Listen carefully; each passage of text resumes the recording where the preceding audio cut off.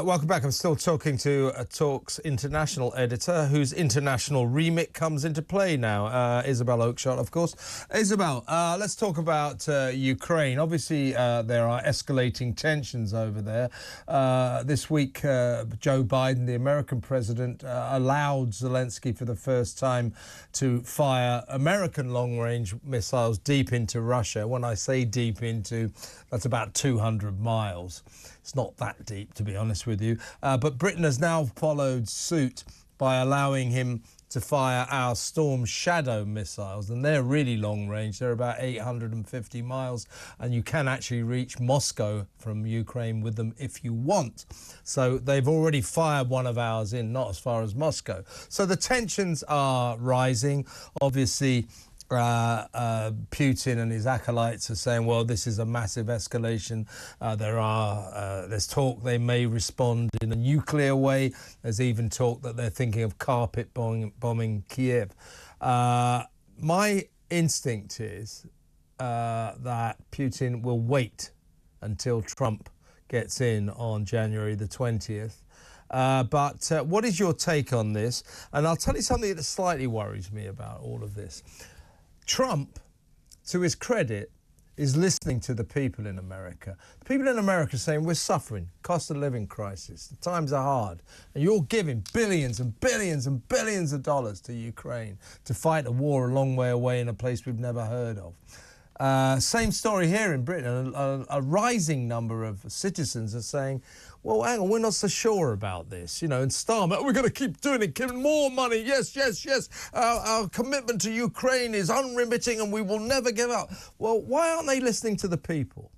You know, what I think the people of Britain would like would be Starmer to be following Trump's path to say, we desperately want to talk to Putin. We desperately want to end this. But this is one of those circumstances where politicians go, oh no, we're in charge here. We'll leave this to us. You don't quite understand. That makes me uncomfortable. But your take on the entire situation?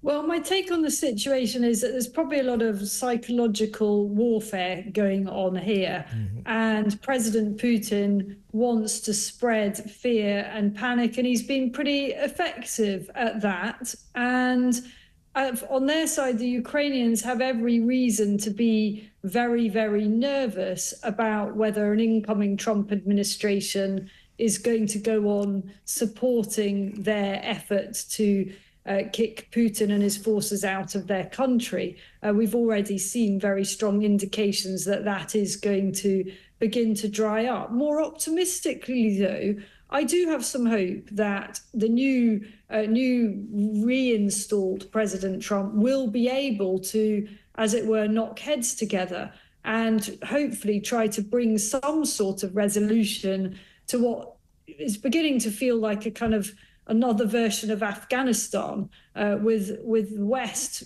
continuing to plough billions and billions into an effort that just isn't ever seeming to get anywhere. What we can't have is any kind of parallel of the withdrawal from Afghanistan. I know it's different because, of course, we don't have ground forces or anything like that. But what we don't want to do is just turn off the tap and allow Putin to think that he can do this again and take a load of territory. So you and I disagree a little bit on this. I feel, I'm very much on the side of we absolutely have to support a point of principle here, that you can't just invade sovereign territory and then expect to get away with it.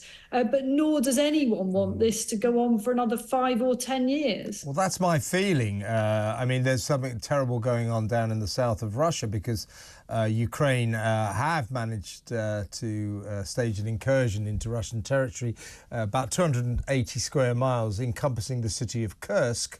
Putin is obsessed with getting Kursk back.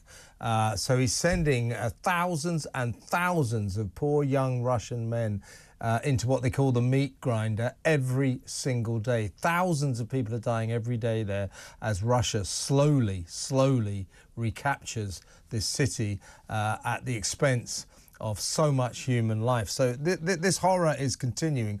All I'm saying is, I mean, I understand what you're saying as well. I'm not saying we just stop sending the money, or we just abandon Ukraine. I just wish that our politicians would listen to the concerns of the population of Britain, just like Trump is listening to the concerns of his citizens. Our politicians don't seem to be listening to us. And I do believe, in the end, I'd be interested in your take on this. I know it's not fair, but the world is not a fair place. In the end, if we don't want this humanitarian catastrophe to continue, some kind of concession territorial is going to have to be made. Otherwise, this will go on forever. Well, I mean, pragmatically, I fear you're right. I don't want it to be the case, but pragmatically, it feels as if, Putin has to save face, which is a horrible, horrible, horrible thing to have to concede. I don't see why Ukraine should concede an inch. But, it's not, nor is it in Ukraine's interest for this to drag on. What is going to be left of their country if this destruction and devastation continues? It's just a dreadful, dreadful situation. So hopefully something positive comes out of the Trump administration on this front. But you're right. Our leaders don't listen, do they? I mean, here's a solution for them. Why don't they divert some of those billions that are being squandered on totally pointless net zero initiatives?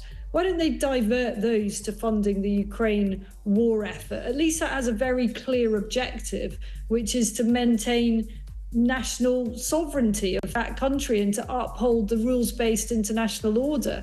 At least that's achievable, unlike the billions that are just being squandered on a completely spurious timetable for net zero. Yeah, it's just that Starmer and his gang don't seem to be listening to the people of this country at all. They just say, oh, no, you just don't understand. I get it. We can't just give up what Putin wants, but we've got to get sensible about this. Isabel, another great hour. We'll talk again tomorrow. Thank you so much. Isabel Oakeshott Talks international editor.